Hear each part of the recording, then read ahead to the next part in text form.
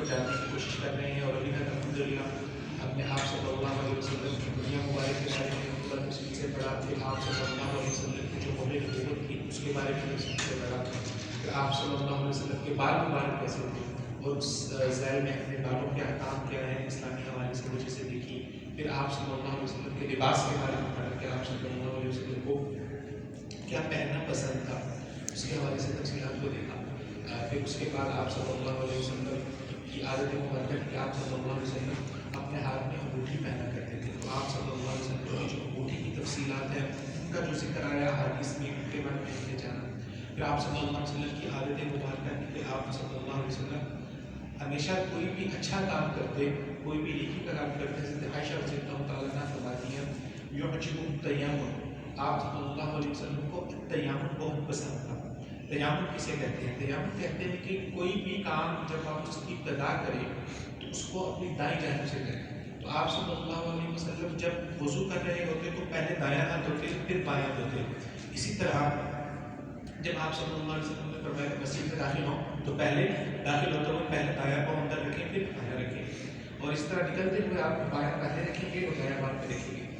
آپ صلی اللہ علیہ وسلم جب اپنے بالوں کو کنگھی کر رہے ہوتے تو پہلے دائیں جانب اس کو اپنے بالوں کو پھیرتے ہیں پھر بائیں جانب پھیرتے، تو آپ صلی اللہ علیہ وسلم کو تیمم داہنی جانب سے کام کو جو ہے وہ کرنا بہت پسند تھا، تو اسی طرح آپ صلی اللہ علیہ وسلم کی عادت مبارکہ تھی کہ آپ اپنی انگوٹھی کو بھی اپنے دائیں ہاتھ میں ہی پہنا کرتے تھے، اور اس میں جو علماء نے تفصیل میں کی ہے وہ اس طرح سے کہ آپ صلی اللہ علیہ وسلم یا تو اپنی یہ جو تیسری انگلی سے کہہ سکتے ہیں شہادت کے ساتھ اور انگلی، اس انگلی میں آپ صلی اللہ علیہ وسلم انگوٹھی کہتے تھے، یا آپ صلی اللہ علیہ وسلم جو سب سے چھوٹی انگلی جسے ہم چیچی کی انگلی کہتے ہیں، اس انگلی کے اندر آپ صلی اللہ علیہ وسلم انگوٹھی پہنا کرتے تھے۔ آپ صلی اللہ علیہ وسلم کی انگوٹھی کی تفصیل اس طرح سے ہے کہ آپ کی انگوٹھی کے اوپر مہر نبوت بنی ہوئی تھی، جس کی تصاویر آپ نے دیکھی ہوگی، اوپر اللہ محمد اور رسول، آپ صلی اللہ علیہ وسلم پڑھے لکھے نہیں تھے، کیونکہ اللہ تعالیٰ کا بہت بڑا معجزہ تھا، اگر اللہ تعالیٰ چاہتے تو آپ صلی اللہ علیہ وسلم کو پڑھنا لکھنا سکھا دیتے، لیکن پڑھنا لکھنا نہ سکھانا اس کے لیے اس کے اندر معجزہ تھا، وہ معجزہ اس لیے تھا کہ اگر ایک انسان پڑھنا لکھنا نہیں جانتا تو پڑھنے لکھنا جانے بغیر وہ اتنی بڑی حکمت کی باتیں کیسے کر سکتا ہے؟ کفار کا یہ اعتراض ہو سکتا تھا کہ یہ باتیں آپ کو کوئی پڑھاتا ہی نہیں، یہ بات آپ اپنی طرف سے کرتے ہیں، تو وہ سب جانتے تھے کہ آپ صلی اللہ علیہ وسلم کو لکھنا پڑھنا نہیں آتا، کہ کہیں وہ یہ اعتراض نہ کریں کہ آپ صلی اللہ علیہ وسلم نے پہلی آسمانی کتابوں سے مثال کے طور پہ انجیل تورات میں سے پڑھ کے ہمیں سنا رہے ہیں، تو جس انسان کو لکھنا پڑھنا ہی نہیں آتا وہ اپنی طرف سے تو کوئی بات کر سکتا ہی نہیں ہے، تو آپ صلی اللہ علیہ وسلم جو بھی بات کرتے تھے وما ينطق عن الهوى إن هو إلا وحي يوحى، اللہ تعالیٰ کی طرف سے آپ پر القاء ہوتا تھا۔ آج بھی جو ہمارے جدید الحدین ہیں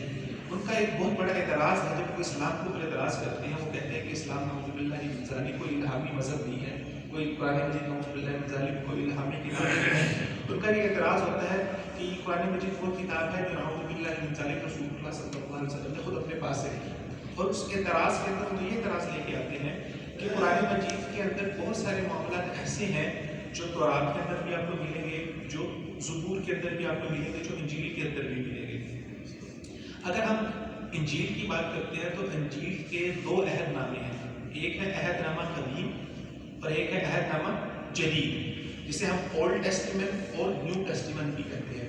اولڈ ٹیسٹیمنٹ سے مراد تورات ہے جو اللہ تعالیٰ نے حضرت موسیٰ علیہ السلام پر نازل فرمائی، اور اس کے مختلف اسفار تھے جو جس کے اندر مثال کے طور پہ پہلا صفر ہے صفر تکوین، صفر تکوین کے اندر وہ تمام معلومات اس کے اندر موجود ہے کہ کائنات کیسے والد ہے، اللہ تعالیٰ نے کیسے بنایا۔ اچھا، اسی طرح کی معلومات ہمیں قرآن مجید میں بھی ملتی ہے،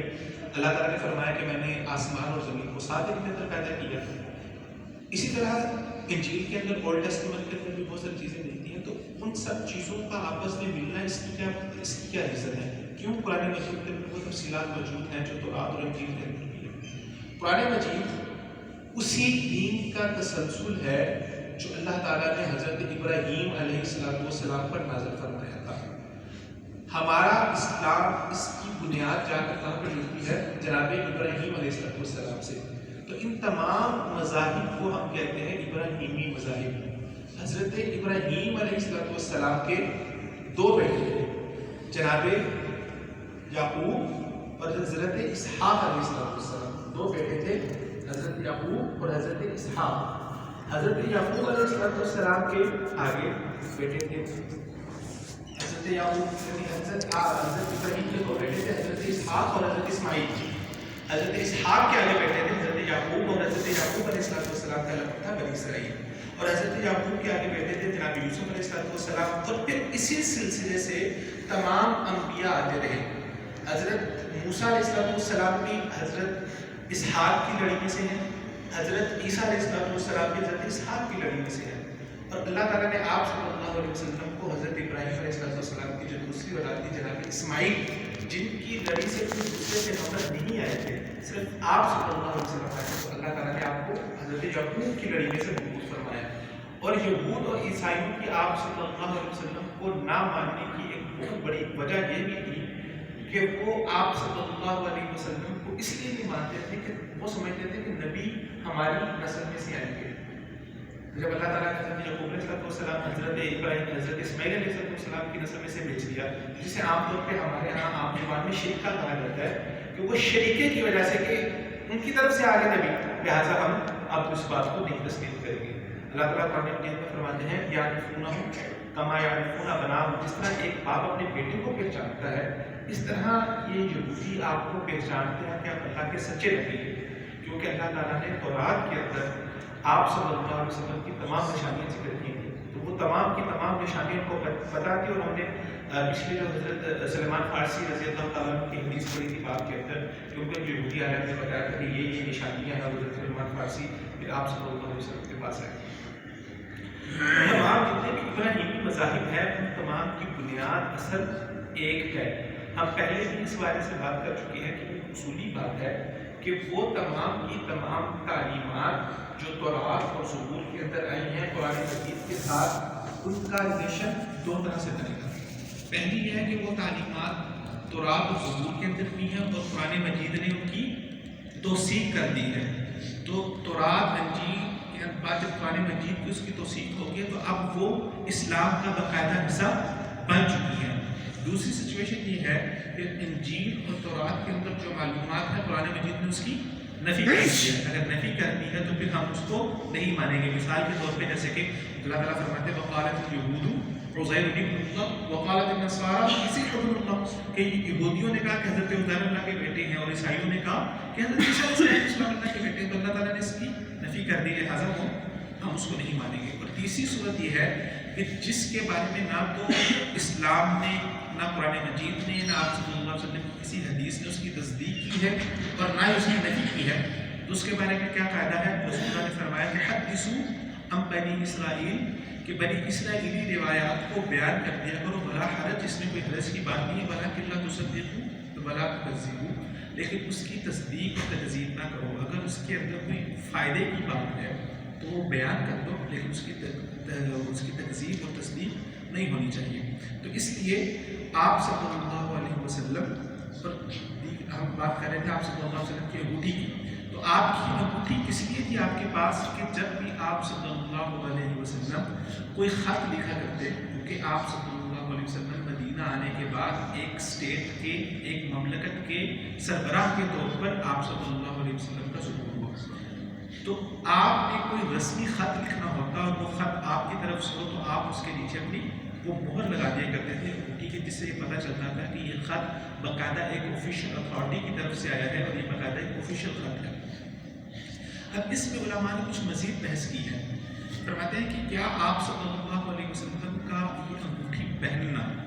بامر ضروری تھا, یہ وہ معاملہ ہے جس کو ہم سنت میں شمار کریں گے. سنت سے مراد کیا ہوتا ہے؟ ہم نے پہلے بھی اس کے بارے میں بات کی ہے کہ سنت وہ کام ہے جس کو کرنا بہتر ہے, افضل ہے.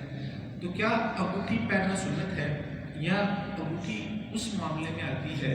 کہ جس کی وجہ سے آپ صلی اللہ علیہ وسلم کو مسئلہ درپیش تھا اور آپ اپنی مہر کے طور پر اس کو استعمال کیا کرتے تھے.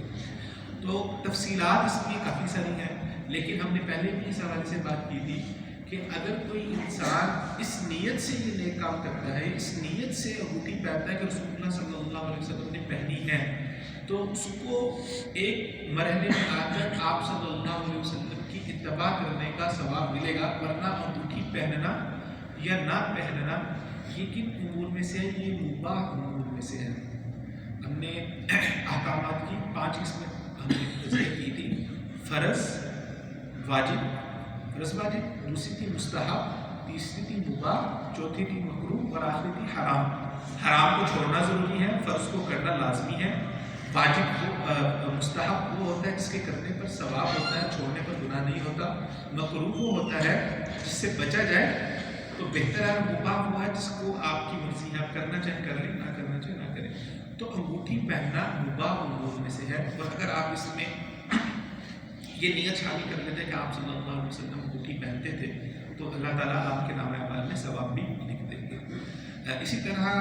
ہمیں کوشش یہ کرنی چاہیے کہ ہم اپنے ہر معاملے کے اندر رسول اللہ کی پیروی کرنے کی کوشش کریں۔ مثال کے طور پہ ہم کپڑے پہن رہے ہوتے ہیں تو کوشش کریں کہ پہلے ہم دایاں ہاتھ کو جو ہے وہ اپنے بازو میں دائیں کریں۔ آج کل سردی ہے، کوٹ جیکٹ وغیرہ پہننی ہوتی ہے تو پہلے دایاں بازو داخل کریں تاکہ اس کی طرح سے آپ صلی اللہ علیہ وسلم کی جو آپ کی سنت ہے اس کے اوپر عمل ہو جائے۔ اس کے بعد جو اگلا باب ہے وہ ہے باب ما جاء فی صفات سیف رسول اللہ صلی اللہ علیہ وسلم، کہ آپ صلی اللہ علیہ وسلم کی تلوار کا بیان، آپ صلی اللہ علیہ وسلم کی تلوار کس طرح سے تھی۔ محدثین نے ذکر کیا ہے کہ آپ صلی اللہ علیہ وسلم کی تقریباً 10 کے قریب تلواریں تھیں۔ ایک جو آپ صلی اللہ علیہ وسلم کی معروف ترین تلوار جس کا نام ہے ذوالفقار، اس کا نام ذوالفقار تھا۔ آپ صلی اللہ علیہ وسلم کی ایک تلوار کا نام تھا المعصور، ایک کا نام تھا القضیب، ایک کا نام تھا الحدف، ایک کا نام تھا الحدف، ایک کا نام تھا المنحت، الرسول، السمامہ، اللحیف، ذوالفقار اور بختار۔ اس کے علاوہ اور بھی آپ صلی اللہ علیہ وسلم کی تلواریں تھیں، العون اور الرجول کے نام سے تھی۔ ان تلواروں کے اندر اللہ تعالیٰ نے آپ صلی اللہ علیہ وسلم کو معجزانہ قوت عطا فرمائی تھی۔ فرماتے ہیں کہ سیدنا عکاشہ بن محصن رضی اللہ تعالیٰ عنہ کی تلوار ٹوٹ گئی، جنگ بدر کے دوران کا واقعہ ہے، تو انہوں نے آپ صلی اللہ علیہ وسلم کی خدمت اقدس میں حاضر ہو کر عرض کیا کہ یا رسول اللہ مجھے تلوار عنایت کیجیے۔ آپ صلی اللہ علیہ وسلم نے ان کو کھجور کی ایک خوش لکڑی عطا فرمائی اور حکم دیا جاؤ اور لڑو۔ بس جب وہ لکڑی کے ہاتھ میں گئی تو وہ ایک نہایت شاندار، لمبی اور چمکدار مضبوط تلوار بن گئی، اور انہوں نے اسی کے ساتھ جہاد کیا۔ پھر وہ انہی کے پاس رہی اور وہ ہمیشہ اس کے ساتھ ہی شریک جہاد ہوتے تھے، حضرت اکرمہ بن محصن رضی اللہ عنہ، یہاں تک کہ اہل ردہ کے خلاف، اہل ردہ سے مراد ہے وہ لوگ جو مرتد ہو گئے تھے۔ مرتد وہ ہوتا ہے جو انسان اسلام لانے کے بعد اسلام کا انکار کر دیتا ہے، اسلام سے پھر جاتا ہے، تو اسلام میں مرتد کی سزا کیا ہے؟ قتل ہے۔ لیکن یہ قتل کون کرے گا؟ یہ قتل اسلامی گورنمنٹ کرے گی، قاضی کے فیصلے سے ہوگا۔ کسی ہر انسان کو، کسی کو پاس اختیار نہیں ہے کسی بھی فرد کے پاس کہ میں کہوں کہ وہ انسان مرتد ہو گئے اور تلوار کو جا کے کسی کی گردن اتار دوں یا کسی کو قتل کر دوں، یہ کسی فرد کا حق نہیں ہے، یہ اسلامی اسٹیٹ کا حق ہے۔ تو اہل ردہ کے خلاف جناب ابوبکر رضی اللہ تعالیٰ عنہ کے دور کے اندر جب آپ صلی اللہ علیہ وسلم کی وفات ہوئی تو آپ کی وفات کے بعد حضرت ابوبکر رضی اللہ تعالیٰ عنہ کو بہت بڑے بڑے چیلنجز کا سامنا کرنا پڑا۔ جب آپ صلی اللہ علیہ وسلم کی ہستی موجود تھی تو آپ کے سامنے تو کسی کی مجال نہیں تھی کہ آپ کو انکار کریں، لیکن جب آپ چلے گئے اور وہ قبائل جو بالکل آخر میں اسلام میں داخل ہوئے تھے اور وہ کسی ڈر کی وجہ سے داخل ہوئے تھے، جب اسلام ایک بڑی قوت بن گیا تو بہت سارے قبیلے اسلام کے ڈر کی وجہ سے اسلام میں آ گئے تو وہ اسلام کو سمجھے نہیں تھے۔ تو جیسے ہی آپ صلی اللہ علیہ وسلم کی وفات ہوئی تو انہوں نے